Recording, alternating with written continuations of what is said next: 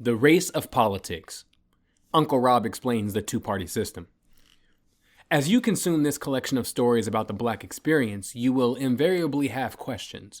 For instance, you might notice that for the first half of America's history, the Democrats were the bad guys who fought to uphold the institutions of slavery, Jim Crow, and legalized racial subjugation.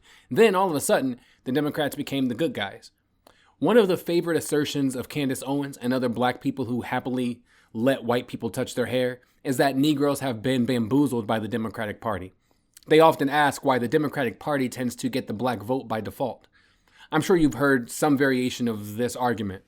With the false sense of superiority bestowed upon them by conservative Negro whisperers, they will say that Black voters are stuck on the Democratic plantation. They argue that Democrats started the Ku Klux Klan and supported segregation, while Republicans are the party of Lincoln, self-determination, and most of all, bootstraps. But how did it happen? It's actually a valid question. Until Carol Moseley Braun's election in 1992, every African American who served in the U.S. Senate belonged to the Republican Party. 21 Black men served in the House of Representatives as Republicans before a Black Democrat was elected. The Democratic Party, on the other hand, was, until the 1960s, the party of the South. It was the party of social conservatism. It wanted to preserve slavery and segregation. The party's Southern contingent generally opposed the Civil Rights Act and the Voting Rights Act. It was the party of states' rights, small government, and Jim Crow.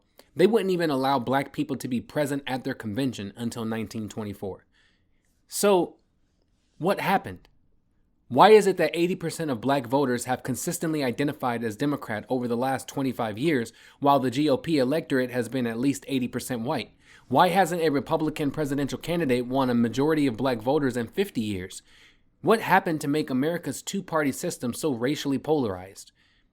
To show the evolution of the current two-party system, perhaps it would be useful to examine a few quotes from important historical figures of our past. What up, everybody? It's your boy, Uncle Rob. Mike is in there looking through some books. He said something about finding some quotes from Black historical figures about voting, and you know what? I'm Black, and I was born in 1949, which makes me a historical figure. Plus, who knows more about politics than your favorite uncle? I don't know why that boy thinks you want to hear from some dudes in old black and white photographs instead of people who are actually affected by it. Then again, that boy reads too much. I bet he didn't tell you that he pronounced W.E.B. Du Bois' name as Du Bois for years until I told him that it's pronounced Du Bois. I blame his mama. She went to that uppity all-black boarding school and came back speaking fluent French. But you know who can give you the real lowdown on the history of white politics? Moi. Before I was born, Black voters were as likely to identify as Democrats as they were Republicans. In the South, it was a little different.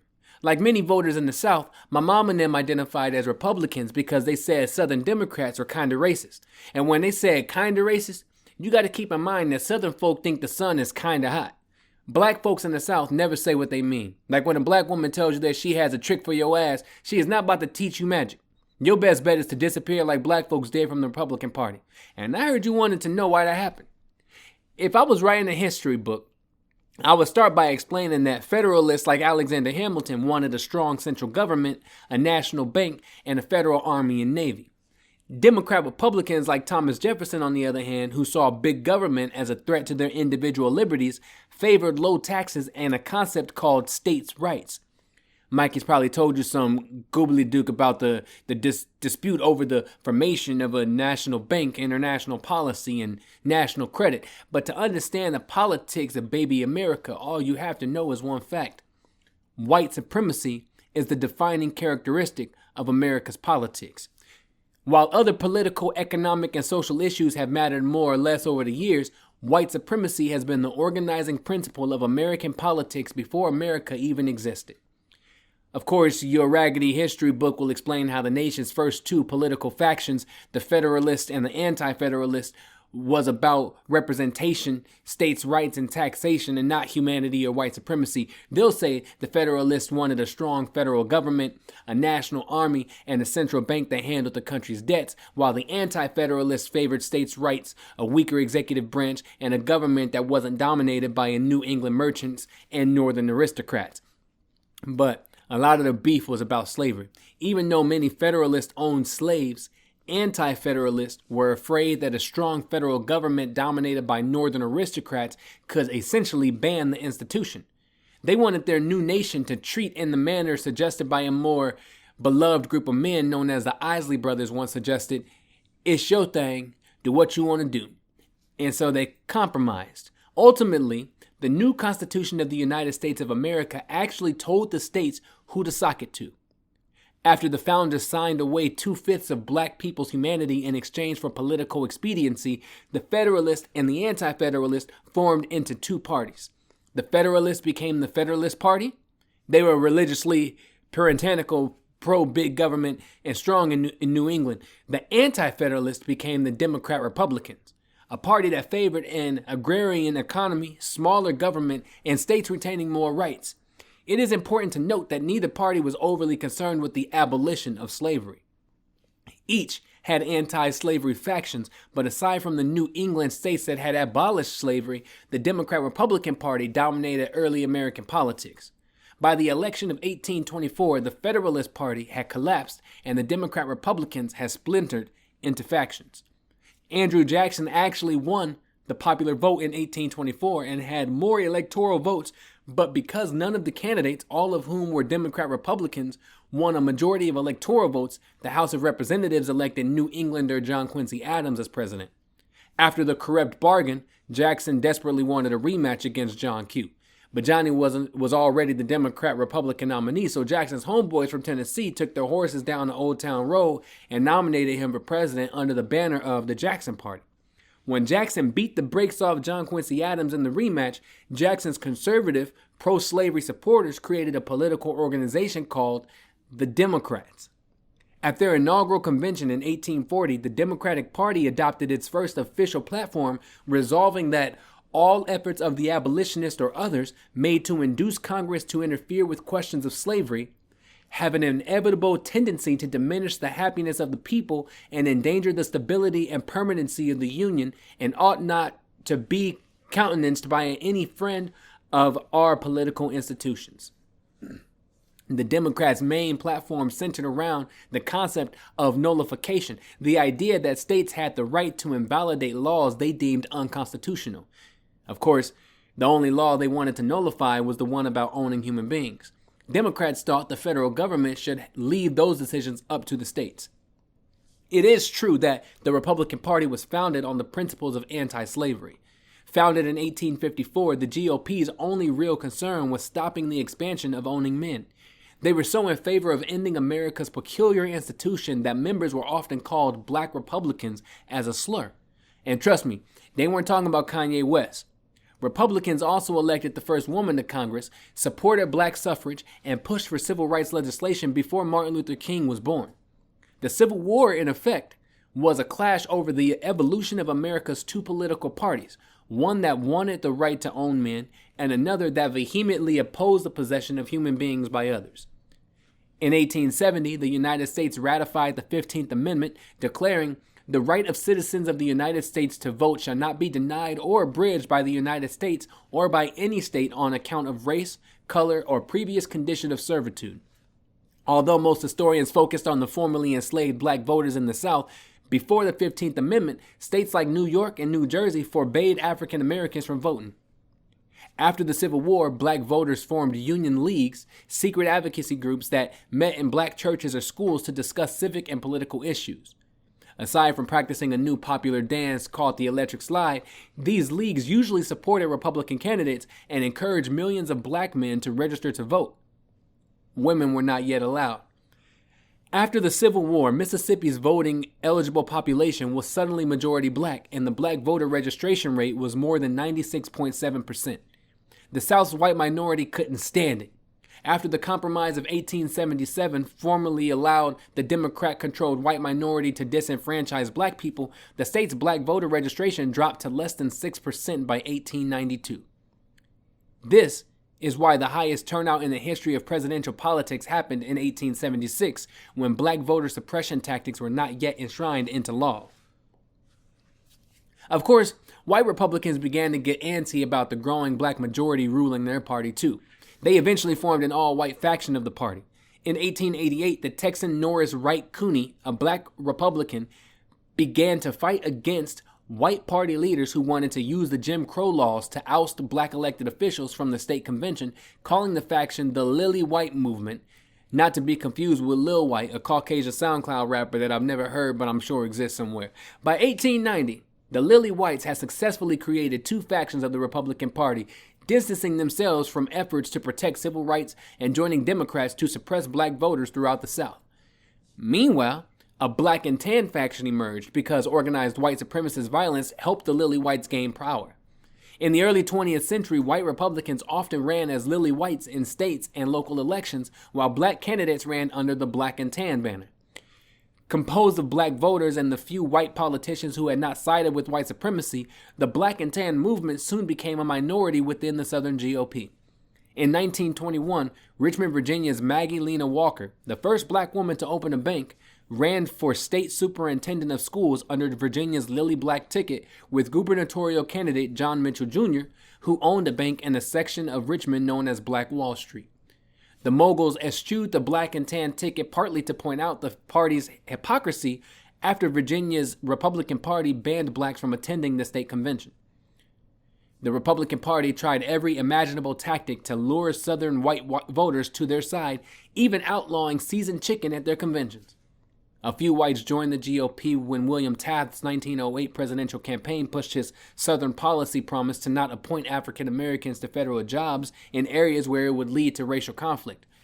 When Democrat Woodrow Wilson won the election of 1912 on a promise of rolling back any gains African Americans had made since emancipation, Du Bois said, "It is no exaggeration to say that every enemy of the Negro race is greatly encouraged, that every man who dreams of making the Negro race a group of menials and pariahs is alert and hopeful." The dividing line in American politics was suddenly clear. The party that won the votes of conservative white racists would win the South and Midwest.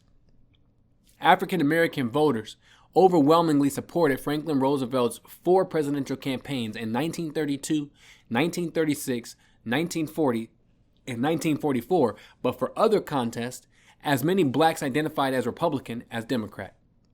Then, in 1948, disgusted with Democrat Harry Truman's order to desegregate the U.S. Army and the Democratic Party's support for anti-Jim Crow laws, 35 delegates from the Deep South walked out of the Democratic National Convention and formed the states' rights Democratic Party, the Dixiecrats. Black voters flocked to the Democratic Party. To be clear, black people didn't switch parties. Their votes had always been split between the two political factions. They just stopped voting for Republicans. Indeed, they had a trick for the racist Republicans' collective ass. But, as St. Jerome said in the Bible, white people going white. For the most part, Southern whites kept voting for Democrats and Republicans couldn't get a foothold in the South. Republican Dwight Eisenhower won everywhere but the Solid South in 1952 and 1956. Then, in September 1957, Eisenhower sent federal troops into Arkansas to enforce the desegregation of Little Rock Central High School. In 1963, John F. Kennedy, a Democrat, broke with the party ideology and used Eisenhower's playbook to send in the white stormtroopers, the Alabama National Guard, to force desegregation at the University of Alabama. Then came the breaking point that would basically change the party affiliation of Southern voters.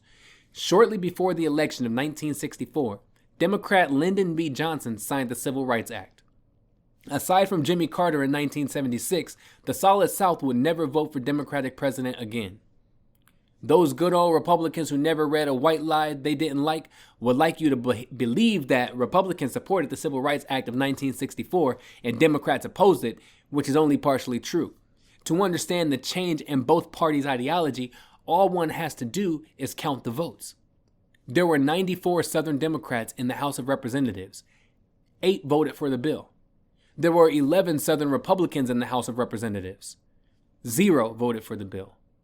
The Northern House Democrats voted in favor of the bill 145-9. The Northern House Republicans favored the bill 138-24.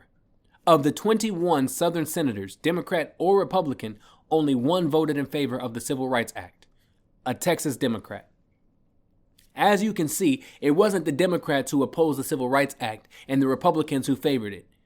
Everyone supported the Civil Rights Act except representatives from the South.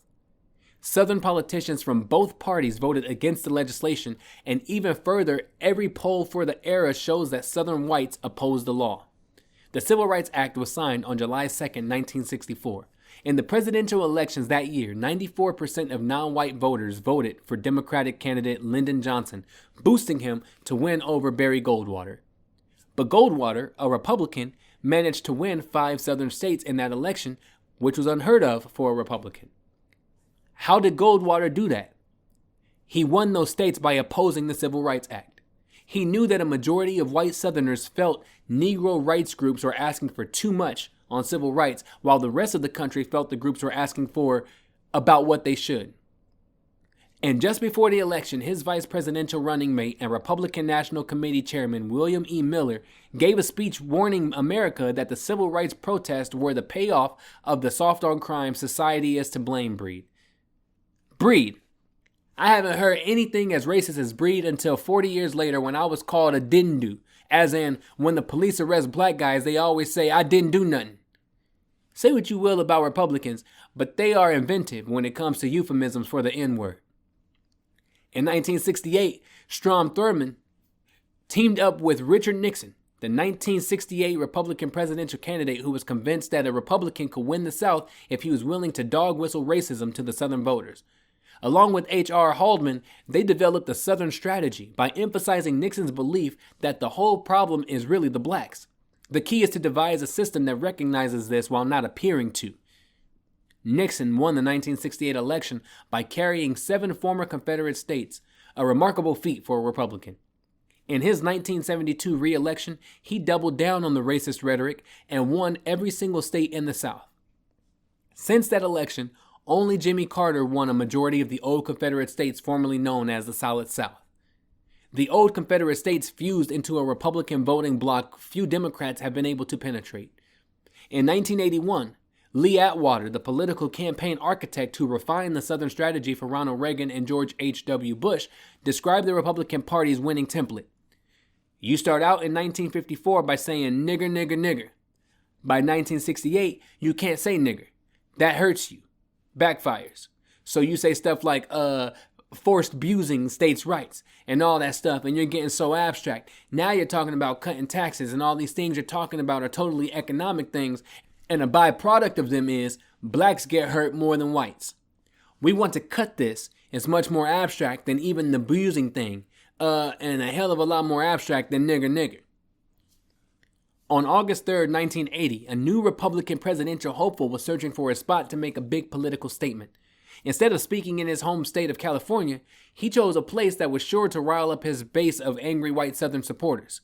The Neshoba County Fair in Philadelphia, Mississippi, which happened to be the site of Emmett Till's murder. In 1964, when members of the White Knights of the Ku Klux Klan abducted and murdered James Chaney, Andrew Goodman, and Michael Schwerner, Klan organizer Edgar Ray Killen was arrested and charged with the murders, but his first trial ended in a hung jury. On August 4th, 1964, 44 days after they disappeared, authorities found the bodies buried in a dam on the Old Jolly Farm, a stone's throw from the open field where Reagan chose to give his speech.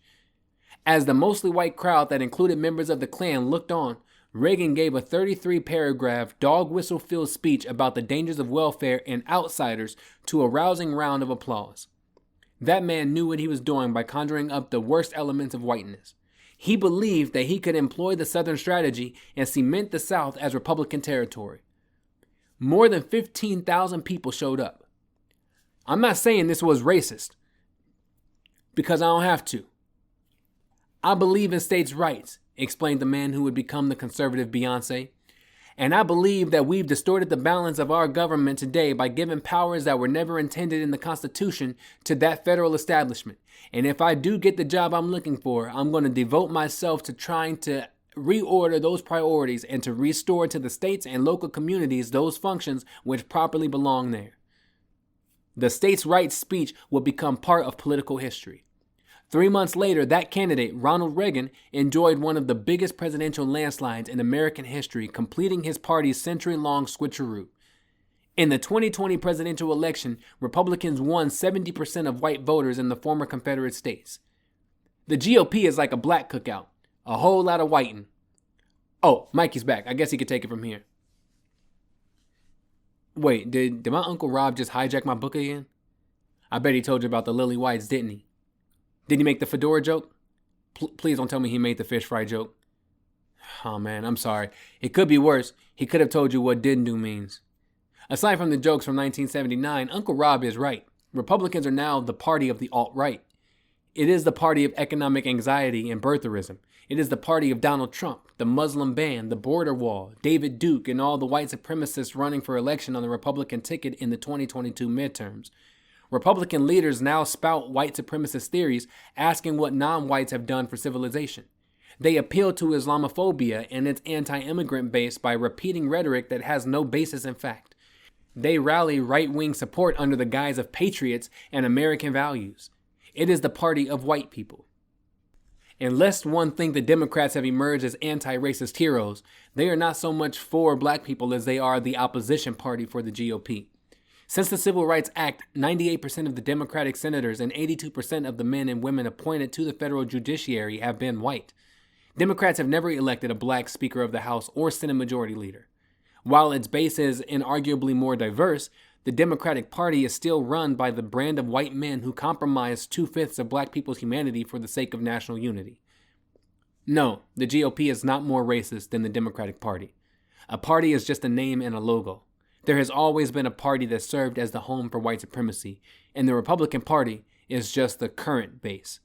You can call it the Democratic, Republican, Conservative, or MAGA, but among Southern whites, there ain't but one party, the anti-black party. So while future history books might one day credit Sean, Puffy, P. Diddy, Puff Daddy, Brother Love, Combs with convincing people to wear bleached linen outfits to shindigs, America is the originator of the white party. The country has always had a two-party political system. White people, then everybody else. Until the presidential election of 1948, the Democratic Party was the party of Jim Crow, segregation, and the Ku Klux Klan. In all the presidential elections between 1880 and 1947, Herbert Hoover, who ran against Catholic New York Democrat Al Smith, was the only Republican to win more than 3 of the southern slaveholding states, which included Alabama, Arkansas, Florida, Georgia, Kentucky, Louisiana, Maryland, Mississippi, North Carolina, Oklahoma, South Carolina, Tennessee, Texas, Virginia, and West Virginia. But this doesn't mean the Republican Party was welcoming to black voters. The Dixiecrats selected Strom Thurmond, who was only 46 years old at the time, as their presidential candidate and based their new party's platform on segregation. In the 1948 presidential election, the Dixiecrat Party's platform of strict segregation won 4 southern states and placed second in a 5th, ending the solidly Democratic South. But something interesting happened. In 1964, Republicans nominated Barry Goldwater, an Arizona senator and GOP chairman who showed his adherence to white supremacy by voting against the Civil Rights Act. Goldwater chose New York Congressman William E. Miller for a running mate who warned against Democratic candidates being soft on crime, a reference to civil rights protesters staging demonstrations in cities across the country. The tactic didn't win the election, but the party of Lincoln made significant inroads in the South for the first time since the Civil War. Not only were the pro-segregationist states the only states they won, but literally to this day, the Democratic Party has never regained control of the South. Since then, every Republican president has gone all in on the Southern strategy by dog whistling to white voters. Richard Nixon promised a war on crime to keep the blacks in line. Ronald Reagan proved he wasn't soft on crime by doubling the prison population during his time in office. Maybe the most famous soft on crime ad was George H.W. Bush's racist Willie Horton ad, or the time he pulled crack cocaine out in the Oval Office to explain why we need more prisons. While that might sound like I'm calling these presidents racist, I'm not. We don't know what's in the hearts and minds of politicians. We can only judge them by what they do. And just as they demonize civil rights protests by connecting them to crime, right-wing conservatives continue to weaponize white fear as a cattle prod to herd white voters under the GOP tent. After Reagan manufactured the scourge of non-existent welfare queens, George H.W. Bush ramped up mass incarceration and the war on drugs to protect the American people from the coming horde of Negro crack babies, despite the fact that 3 times as many whites had ever used crack as blacks. In the 1990s, Newt Gingrich updated the Republican Party's anti-black rhetoric by convincing middle America that political correctness was going to make their bigotry illegal and affirmative action would steal their jobs. 3 decades later, fentanyl, Mexican caravans, Colin Kaepernick, CRT, cancel culture, and the woke mob have replaced crack babies, communist protesters, black power, secret Marxist protesters, and political correctness. But none of these things proves that the Republican Party is racist. They prove that America is racist. Over time, these racial dog whistles and culture wars have proven themselves as effective political techniques. Republicans couldn't win elections consistently if these bigoted ideas weren't shared by a majority of white America. It is entirely possible that Republican politicians aren't racist. It is not reasonable to believe that most white people are not. But just like the slave-holding declarers of independence and the white nationalists who started an uncivil race war and the Reconstruction-era terrorists and the white women who advocated for the necessity of lynching and the segregationists and the mass incarcerators and the vote suppressors and the election-denying insurrectionists who just wanted to make America great again, they will deny that white supremacy is their ultimate goal. But their votes show it. The success of politicians who openly expose the premises of white supremacy shows it. This country's history shows it. The ones who claim they want to make America great again have never lifted a finger to transform this make-believe democracy into a more perfect union. They didn't do nothing. Unit review. 3 little questions. 1. Since the signing of the Voting Rights Act in 1965, no presidential candidate has won a majority of black voters and a majority of white voters. Why? A. Is this a serious question? You know why. B. I have no idea why white voters have different political goals than every other racial and ethnic demographic of voters in America, but I'm sure there's a reason. C.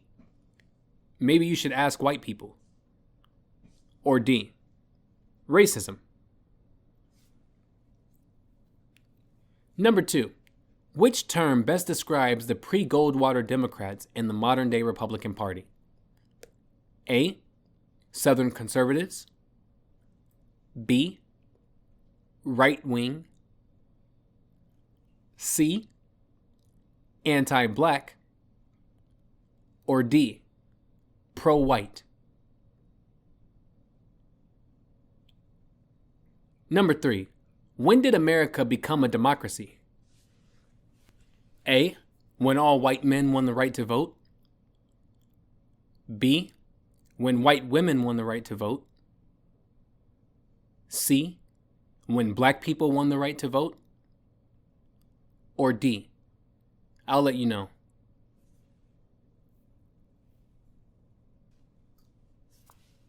Food stop. Chicken bog versus perlo. The biggest dispute you've never heard of is between 2 African-inspired dishes that are rooted in slavery and the Gullah Geechee community. Although they both originated in South Carolina and are often confused with each other, they are 2 entirely different things with entirely different cultures. Enter chicken bog versus chicken perlo. What is chicken bog? Chicken bog originated in the coastal region of South Carolina near the PD River. Legend has it that in the mid-1800s, 2 slaves, Gibby and Pody, lived on a plantation owned by Henry Buck, who owned more than 100 slaves. The pair would boil chicken, sausage, onions, peppers, seasoning, and anything else they could find. Once the chicken became soft, they would remove the bones, throw in some rice, and have enough to feed dozens of enslaved people. That's still the recipe for chicken bog. It's said to be called that because the chicken is bogged down in the rice. Others say the name comes from the boggy land in the area, while my Aunt Earlene says the name comes from what you get when you eat too much chicken bog. A big old gut. What is chicken perlo? Chicken perlo is a low country dish that is kind of like chicken bog, except it is not wet. While chicken perlo is the predominant form of perloing, there is also seafood perlo, everything perlo, and I'm sure there's someone who is being frowned upon by the ancestors for making vegetarian perlo. Perlo is basically akin to the West African jollof and relies less on the flavor of the chicken than a bog. And I know what you're thinking, but you're not wrong. No, a chicken bog is not just a moist perlo, nor is a perlo a dry bog. So why is this even in a book? In South Carolina's African American communities, this topic is as important as sugar versus salt on grits, sugar and cornbread, or whether or not all cakes are just bougie pound cakes. Chicken bogs are the #1 form of fundraising in South Carolina. They fund baseball teams and send dance crews to state competitions. If a kid sells you a ticket to a bog, you can just stop by on the bog date and pick up a plate. It's basically like a raffle where everyone wins. Every year, the small town of Loris, South Carolina holds a chicken bog festival because that's where chicken bog was supposedly invented. You seem very bog biased. Look, I come from bog people, so I am admittedly chicken bog biased. And you don't make some chicken bog, you make a chicken bog. The entire pot is one singular thing like a school of fish or a mob of white people. But perlo has its advantages. The problem is, unless you know a woman from the Charleston area who speaks Geechee, knows a little bit of roots, and wears a bonnet more than she wears shoes, finding great perlo is very rare. It's a skill, and people in Charleston will not hesitate to perlo shame people for having inadequate perlo. On the other hand, anyone can make a good bog, even white people. So which one is better? This might not be satisfying, but here is the answer. If you had to sample one of these dishes from a random person, you can't go wrong with a chicken bog.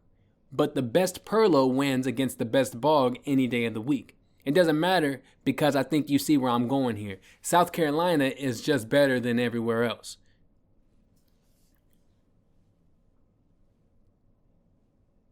The end of the multiracial coalition. Leading up to the North Carolina's 1898 election, Wilmington, North Carolina was a majority black town where African Americans held political positions and economic power. While North Carolina politics was dominated by white Democrats, white Republicans and populists in Wilmington sided with black Republicans and formed the Fusion Coalition on a platform that included free public education and voting rights for black men. 9 white men, upset with being subject to Negro rule, started a campaign to unseat the Fusionists, while the Democratic Party chairman declared North Carolina is a white man's state and white men will rule it, and they will crush the party of Negro domination beneath a majority so overwhelming that no other party will ever dare to attempt to establish Negro rule here. Another party leader boasted that the election would be the meanest, vilest, dirtiest campaign since 1876. The slogan of the Democratic Party from the mountains to the sea will be but one word: nigger. They declared that Wilmington's white minority needed to unite and enforce the law through lynching if they wanted to stop the city's epidemic of black men raping white women. To reinforce their point, they pointed to a speech by Rebecca L. Felton, a prominent feminist in Georgia, who in August 1897 expressed the most concern for the non-existent plague of white women being raped by ravenous black men, explaining, "If it needs lynching to protest women's dearest possession from the ravening human beings, then I say lynch 1,000 times a week if necessary." Alexander Manley, who co-owned the Daily Record, Wilmington's only daily black-owned newspaper, decided to refute the allegation.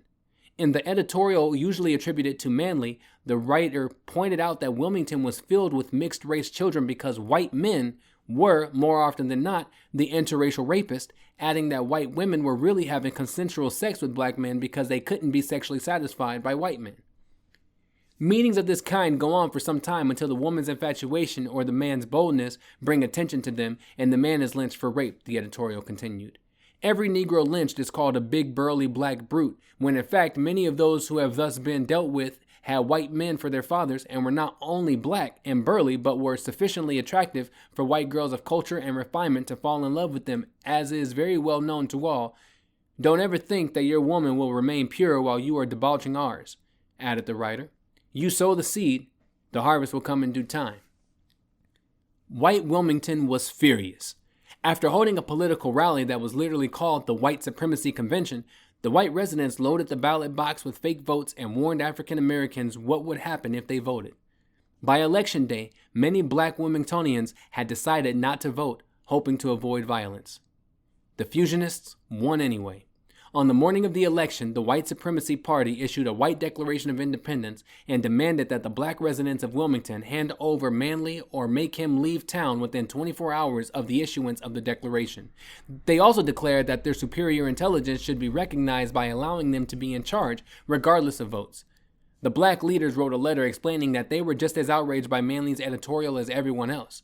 They hadn't even voted, so it must have been white people who wanted the fusionists to remain in power. Plus, they had already sent Manly on his way, so there was no need for violence. The next morning, about 500 white Wilmingtonians went to the armory, armed themselves, and burned down the office of Manly's newspaper. By the time they reached the black section of town, the mob had grown to around 2,000. After killing a few black people on the way, they forced the fusionist mayor, police chief, and aldermen to resign at gunpoint. As blacks fled the city, the terrorists dragged the most prominent black businessman to the train station and, in front of a crowd of applauding white people, forced them to board the train. Since 1898, Wilmington has been a majority white town ruled by a white majority. In 1900, North Carolina inserted a poll tax, a grandfather clause, and a literacy test clause in the state's constitution, disenfranchising the next 2 generations of black voters.